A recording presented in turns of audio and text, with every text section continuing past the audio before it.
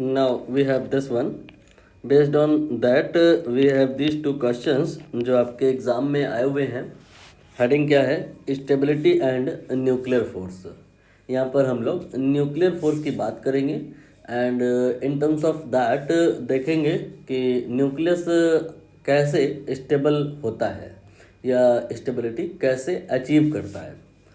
तो आप जानते ही होंगे कि न्यूक्लियस के अंदर दो लोग होते हैं, प्रोटॉन होता है और न्यूट्रॉन भी होता है.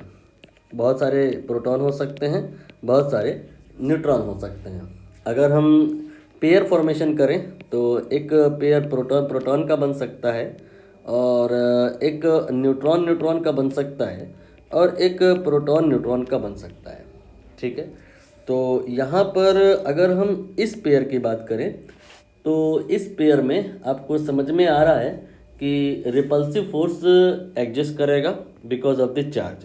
इसके लिए जो फॉर्मूला होता है वो थोड़ा थोड़ा आपको याद आ ही रहा होगा. Q1 Q2 by R square coulombic interaction between two point charges, इसी फार्मूले से इवेलुएट होता है and due to that this two charge particles will repel. तो यहाँ पर प्रोटॉन जो ये दो हैं ये इस मूड में तो नहीं है कि न्यूक्लियस के अंदर बने रहें. Because of the electrostatic repulsion what they want to come out of the nucleus, but actually this not happen. क्योंकि अगर ऐसा हो गया कि प्रोटॉन सारे न्यूक्लियस से बाहर आ गए तो न्यूक्लियस की एग्जिस्टेंस पे या स्टेबिलिटी पे सवाल उठ जाएगा. और न्यूक्लियस ही नहीं रहेगा तो एटम ही नहीं रहेगा, एटम नहीं रहेगा तो मॉलिक्यूल नहीं रहेगा, मॉलिक्यूल नहीं रहेगा तो फिर हमारे इर्द गिर्द जो भी सराउंडिंग है, यू कैन से, ये जो दुनिया है यही नहीं रहेगी. मतलब सारांश ये है कि दो प्रोटॉन, हमको ऐसा लग रहा है कि because of the charges they are repelling each other, और बिल्कुल सही लग रहा है, but overall they will not repel. तो सोचना ये है कि कैसे ऐसा संभव है कि दो चार्ज पार्टिकल हैं, एक पॉजिटिव है और दूसरा भी पॉजिटिव है, because of there positive charge ये रिपल कर रहे हैं, बट ओवरऑल ये रिपल नहीं कर रहे हैं. ये होल्ड हैं, ये बाउंड हैं, ये अपने न्यूक्लियस के दायरे में हैं, न्यूक्लियस के अंदर है, कन्फाइंड हैं. कैसे? बिकॉज ऑफ दिस फोर्स ये तो रिपल कर रहे हैं. तो ये रीजनिंग आपको सजेस्ट करती है कि डेफिनेटली एक ऐसा फोर्स और होगा पिक्चर में जो अट्रैक्टिव इन नेचर होगा और इन दोनों को वो होल्ड कर रहा होगा. जब ये वाली अट्रैक्टिव फोर्स की वैल्यू रिपल्सिव के बराबर हो जाएगी तो फिर ये आपके जो दो प्रोटॉन हैं ये स्टेबल हो जाएंगे, ये बाउंड हो जाएंगे और इनको फिर न्यूक्लियस के अंदर रहने में कोई आपत्ति नहीं है. इसका मतलब एक तीसरे फोर्स की यहाँ पे नीड है जो अट्रैक्टिव इन नेचर होगा. इतनी बात समझ में आ गई.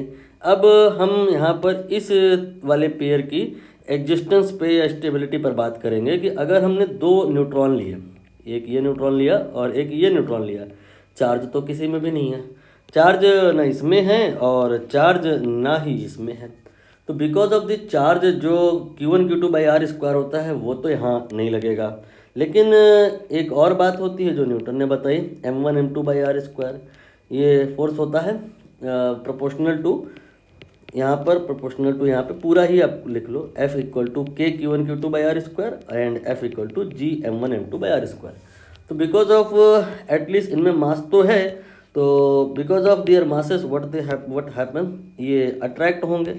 तो इसका क्या मतलब है? क्या ये जो न्यूट्रॉन हैं जितने भी न्यूक्लियस के अंदर सारे एक दूसरे के करीब आ जाते हैं, इनके बीच में सेपरेशन जीरो होती है, ये क्या सारे एक दूसरे से टकरा जाते हैं आकर के?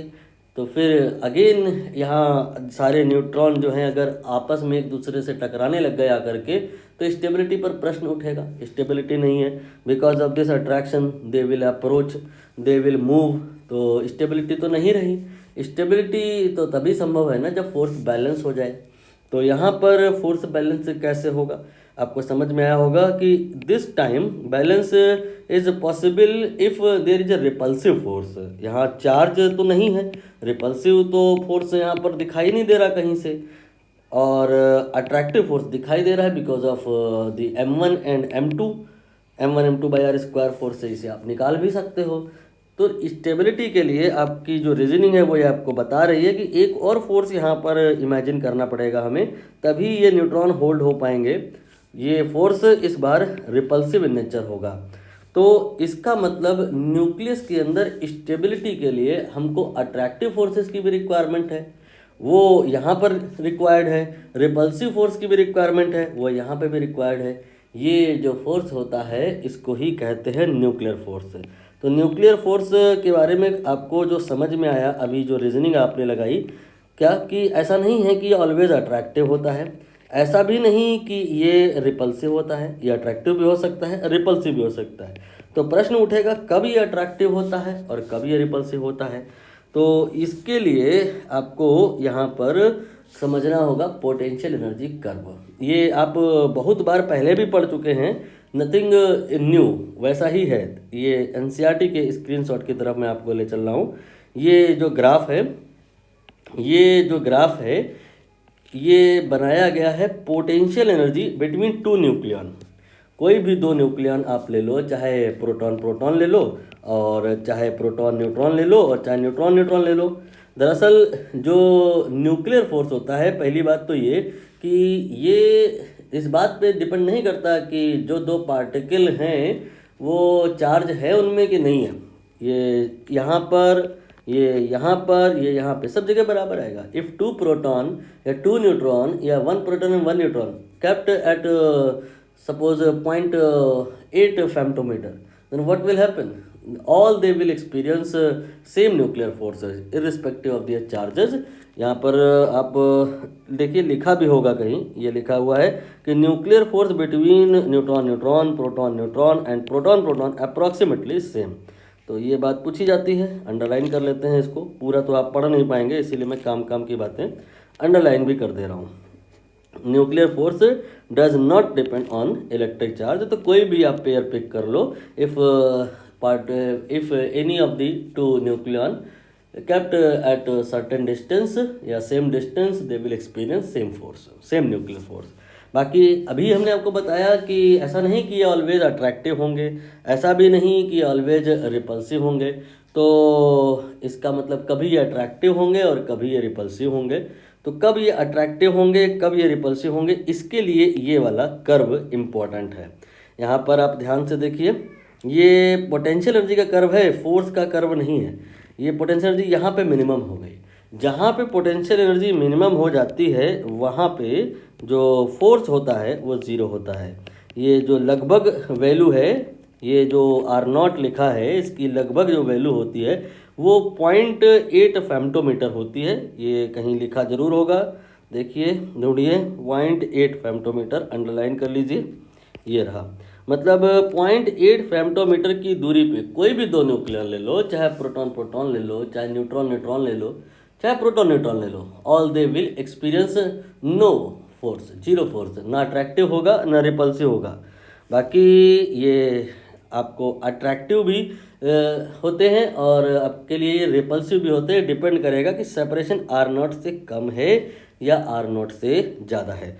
फॉर एग्जांपल अगर हम R0 से ज़्यादा वाली सिचुएशन डील करें यहाँ पे, तो यहाँ पे देखिए कैसा है कि पोटेंशियल एनर्जी का जो ग्राफ है वो ग्राफ आपको सजेस्ट कर रहा है कि जो यहाँ पे फोर्स होगा it will be attractive in nature. ये कैसे पता चल गया?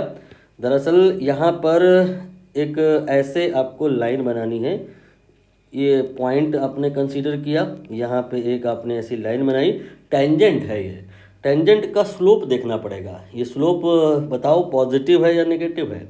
आई होप आपको ये पता होगा कि ये जो स्लोप है ये पॉजिटिव है, जबकि अगर यहाँ पर हम बनाएं एक टेंजेंट तो वो ऐसा बनेगा।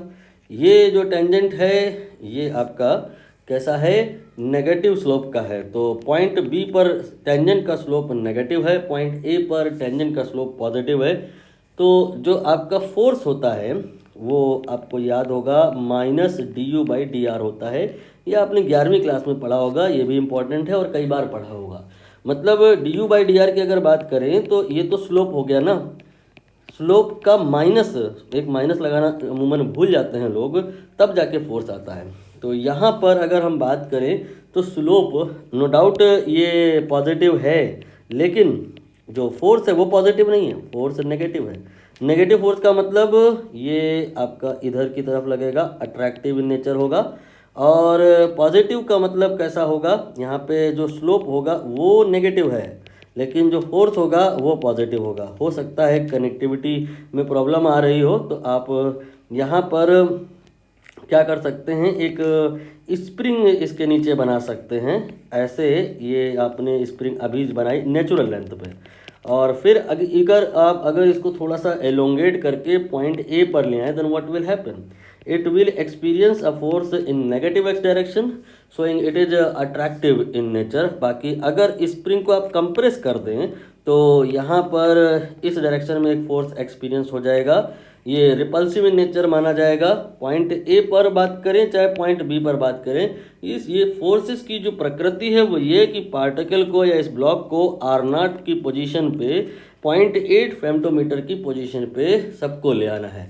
तो जो आपका न्यूक्लियर फोर्स है, आई होप आपको क्लियर हुआ होगा कि ये किस प्रकार का है। ये चाहता है कि न्यूक्लियस को 0.8 फेम्टोमीटर की दूरी पे लाके कर रख दिया जाए।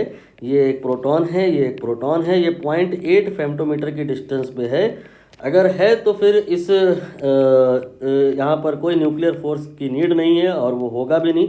लेकिन अगर दो प्रोटॉन या दो न्यूट्रॉन कोई भी हो, वो 0.8 फेम्टोमीटर के बजाय मान लो जैसे आपके 8 फेम्टोमीटर पर रख दिए जाएं, देन व्हाट विल हैपन, ये न्यूक्लियर फोर्स की टेंडेंसी होगी इनको करीब में लाने की, पास में लाने की। और अगर यहाँ पे आपने दो प्रोटॉन लिए ऐसे कि इनके बीच की दूरी बहुत ही कम है, लाइक 0.08 फेम्टोमीटर, तो ये जो न्यूक्लियर फोर्स होगा ये स्ट्रांगली रिपल्सिव होगा। तो ये कहना कि न्यूक्लियर फोर्स ऑलवेज अट्रैक्टिव होते हैं या न्यूक्लियर फोर्स ऑलवेज रिपल्सिव होते हैं, ऐसा नहीं है। ये अट्रैक्टिव होते हैं अगर न्यूक्लियन बहुत ज़्यादा दूरी पे हैं, और रिपल्सिव होते हैं अगर न्यूक्लियन बहुत करीब आ चुके हैं। क्योंकि न्यूक्लियर फोर्स न्यूक्लियस को स्टेबल बनाने के लिए, पूरा न्यूक्लियस को स्टेबिलिटी पर ले जाने के लिए क्या करता है कि रिपल्सिव हो जाता है if separation is too less, और अट्रैक्टिव हो जाता है if separation is too far, too more. अब ये जो आपने बातें यहाँ पर सीखी हैं, यहाँ पर यही लिखी हुई हैं, अंडरलाइन भी मैंने कर दिया है। सीधा क्वेश्चन पे आ जाते हैं। देख लीजिए, ये क्वेश्चन है आपके पास में। इस क्वेश्चन को पहले पढ़िए। Potential energy between two nucleon inside a nucleus is minimum at a distance. मतलब ये कहना चाह रहे हैं कि न्यूक्लियर फोर्स जो होता है वो जीरो कहाँ होता है, या because of nuclear potential energy जो होती है वो मिनिमम कब होती है। काइंड ऑफ ये जो ग्राफ है, ये ग्राफ जो आपने बनाया यू और आर के बीच में, ये जो मिनिमम है ये कहाँ होता है, आर की किस वैल्यू पे होता है, ये 0.8 फेम्टोमीटर पे होता है। ये ऑप्शन आपका सही हो गया। नाउ इसके बाद में हम इस प्रश्न पर बात करेंगे। यहाँ कह रहे हैं which of the following statement is not true for the nuclear force. पहला कि they are stronger than coulomb force, ये तो बात सही है। अभी मैंने आपको बताया कि बिटवीन टू प्रोटॉन अगर हम बात करें तो एक भयंकर इलेक्ट्रोस्टैटिक रिपल्शन लग रहा है, और अगर इनको होल्ड करना है तो एटलीस्ट हमें क्या करना होगा कि इसमें एक अट्रैक्टिव फोर्स इंक्लूड कराना होगा, जो ये जो है ना इससे रिपल्सिव फोर्स को डोमिनेट कर सके का मतलब ये जो न्यूक्लियर अट्रैक्टिव फोर्स है definitely will be more than electrostatic repulsion. तो ये ऑप्शन आपका करेक्ट की कैटेगरी में हो गया, हमें इनकरेक्ट ढूंढना है। नेक्स्ट में देखिए, they have same magnitude for different pair of nucleon.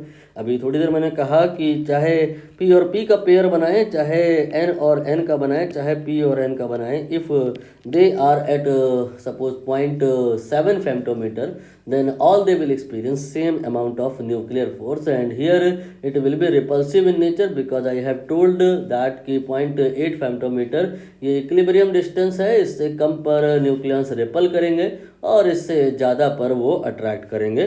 But irrespective of the charges, irrespective of the nucleons, irrespective of the pairs, all will experience same force if r या separation in between is same in all cases. Now ये correct हो गया। तीसरा देखिए, they are always attractive, ये गलत है। It seems that sometime जल्दबाजी में कि भाई प्रोटॉन है हमारे पास में और हमें क्या करना है, उनको होल्ड करना है, तो एक अट्रैक्टिव फोर्स की रिक्वायरमेंट है। सो जो न्यूक्लियर फोर्स है वो अट्रैक्टिव इन नेचर होता होगा और ऑलवेज ऐसा ही होता होगा। बट ये गलत रीजनिंग है। रीजन बीइंग कि न्यूक्लियस के अंदर तो न्यूक्लियन में न्यूट्रॉन भी हैं और दो न्यूट्रॉन कोई रिपल तो करते नहीं है, वो तो अट्रैक्ट करते हैं।